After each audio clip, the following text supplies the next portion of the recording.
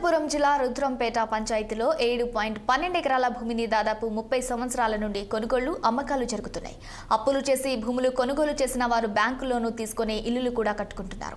అయితే భూమి తమదంటూ రెవెన్యూ అధికారులను పోలీసులను తీసుకుని వచ్చి కొందరు ఆక్రమించుకునేందుకు ప్రయత్నం చేస్తున్నారని ఇక్కడి నివాసితులు ఆందోళన చెందుతున్నారు. ప్రభుత్వం న్యాయం చేయకపోతే ఆత్మహత్య ఒకటే మార్గం అంటున్నారు. ఇక దీనిపై మరింత సమాచారం మా ఉమ్మడి అనంతపురం జిల్లా ప్రతినిధి ఆర్కే సూర్య అందిస్తారు. రుద్రంపేట పంచాయతీలో దాదాపుగా 7.12 ఎకరాల భూమి దాదాపుగా 1990 నుంచి అమ్మకాలు జరుగుతున్నాయి. చాలా మంది పేదవాళ్ళు అప్పు సప్పులు చేసి బంగారు నగలు తాకట్టు పెట్టి కొనడం జరిగింది. అయితే 2024లో ఏదైతే కూటమి ప్రభుత్వం అధికారంలోకి వచ్చిన వెంటనే ఈ స్థలం మాదంటూ పేపర్ ప్రకటన ఇచ్చి వీళ్ళకి భయభ్రాంతులకు గురి చేస్తున్నారు. ఈ నెల 6వ తేదీన పోలీసు వాళ్ళు బలగాల్ని తీసుకొచ్చి రెవెన్యూ సిబ్బందిని తీసుకొని వచ్చేసి బలవంతాన వీళ్ళు అడ్డుపడుతున్నా సరే వీళ్ళందరినీ అరెస్ట్ చేసి పోలీస్ స్టేషన్కి తరలించి అత్యంత దారుణంగా వీళ్ళ మీద ప్రవర్తించి ఆడవాళ్ళు చిన్నారులు వృద్ధులను కూడా చూడకుండా కనికరం లేకుండా వీళ్ళని పక్కకు తొలగించేసి చుట్టూ కంచె వేసిపోవడం జరిగింది. ఈ బాధితులు ఈరోజు 6టీవీకి సంప్రదించడం జరిగింది. ఒకసారి వీళ్ళతో మాట్లాడే ప్రయత్నం చేద్దాం. బాబు, అసలు ఏం జరిగింది, ఏంటి, మీరు ఎప్పుడు స్థలం కొన్నారు, ఏంటి, మీ మీద ఎవరు దౌర్జన్యం చేశారు, క్లియర్గా చెప్పమ్మా. సార్, నేను 2021లో రిజిస్టర్ చేసుకున్నా. ఇది నా లింక్ డాక్యుమెంట్లు వచ్చి 1990 నుంచి లింక్ డాక్యుమెంట్ ఉంది. ఈసీ తీసుకునేది 55 ఏళ్ళు ఈసీ తీసుకున్నాం. 55 ఏళ్ళు క్లియర్గా ఉందనేసి నేను గవర్నమెంట్కి చలానా కట్టి నేను రిజిస్టర్ ఆఫీస్లో రిజిస్టర్ చేసుకున్నాను సార్ 2021లో. ఇప్పుడు నేను ఇల్లు కట్టుకొని కూడా 2022లో నేను నవంబర్లో ఇల్లు కన్స్ట్రక్షన్ అయిపోయింది. 1లో ఇల్లు ఓపెనింగ్ అయింది. ఆ ఓపెనింగ్ అయిన 2024లో మాకు పేపర్ ప్రకటన ఇచ్చింటే మేము ఎవరైనా మాకు తెలియకుండా మేము సైలెంట్గా ఉంటే 2024 ప్రభుత్వం వస్తానే మాకు 1B అడంగాలు ఎక్కించుకొని సర్వే చేసేసుకొని ఇప్పుడు మమ్మల్ని భయభ్రాంతులు చేస్తున్నారు సార్.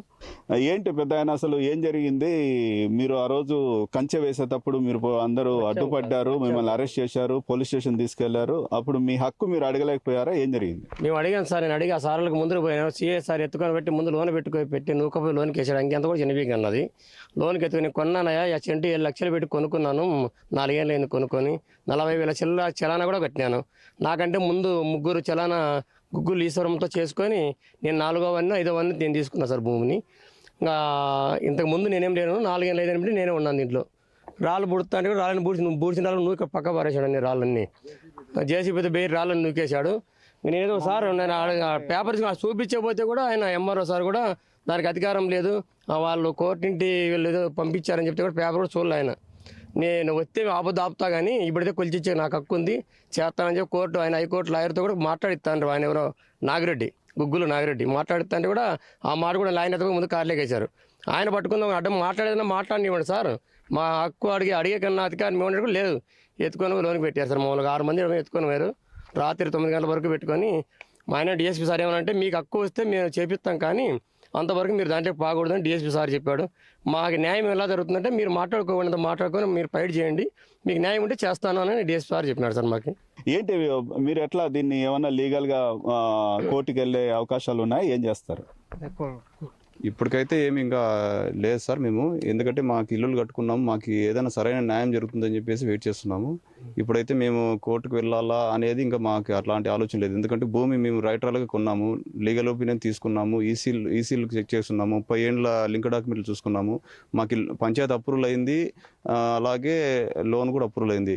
ఇవన్నీ లిటికేషన్లు ఏమన్నా ఉంటే కానీ తప్పకుండా రిజిస్టర్ ఆఫీస్ కానీ ఇవన్నీ ఎక్కడ కానీ రిజిస్ట్రేషన్ చేయదు. కానీ కూడా మాకు ఇట్లా ఇంత లీగల్గా మేము ఉన్నా కూడా మాకు ఈ విధంగా జరుగుతుందని చెప్పేసి మేము చాలా బాధపడుతున్నాం సార్. ఎందుకంటే మేము ఇల్లులు కట్టుకున్నాము, అన్ని అప్రూవల్తోనే కట్టుకున్నాము, ఎక్కడ కానీ ఇంటి గుర్తులు కూడా కడుతున్నాం సార్. కరెంటు బిల్లులు కూడా వచ్చాయి, మాకు కరెంటు బిల్లులు కడుతున్నాము గత 4 సంవత్సరాలుగా. ఇప్పుడు మా ఆలోచన ఏం చేయాలంటే మాకు తగిన న్యాయం జరగాలని మేము కోరుకుంటున్నాం. కానీ కోర్టు అనేది ఇంకా మేము ఎలాంటి ఆలోచన లేదు సార్. మాకు పోలీసులు వచ్చారు, రెవెన్యూ సిబ్బంది వచ్చారు, కంచె వేసే ప్రయత్నం చేశారు, మీరంతా అడ్డుపన్నారు.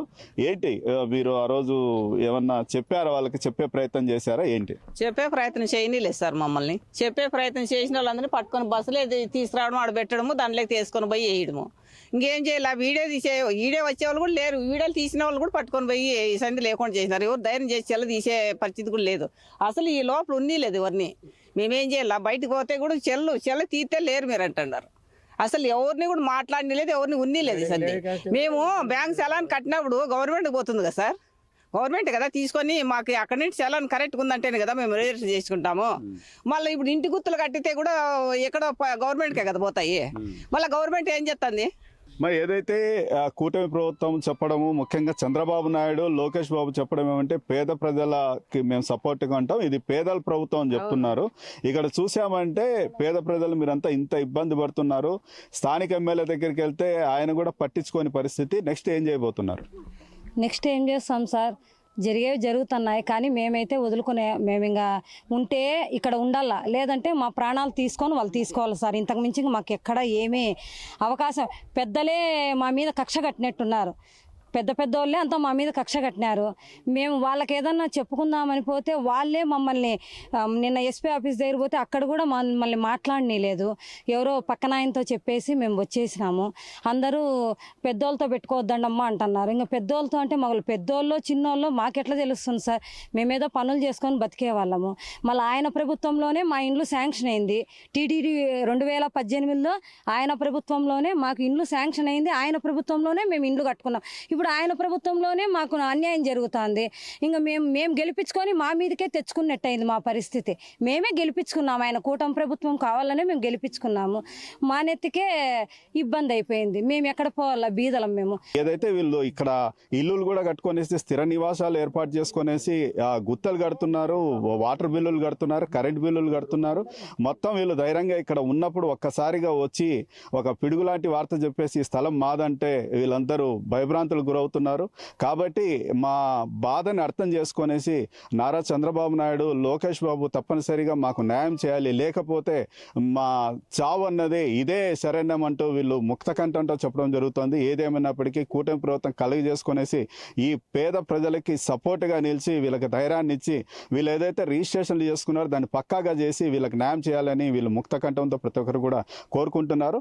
అందుకోసమే వీళ్ళు 6 టీవీని సంప్రదించడం జరిగింది. కెమెరా పర్సన్ చాంతో, ఆర్కే సూర్య, 6 టీవీ, అనంతపురం జిల్లా నుంచి.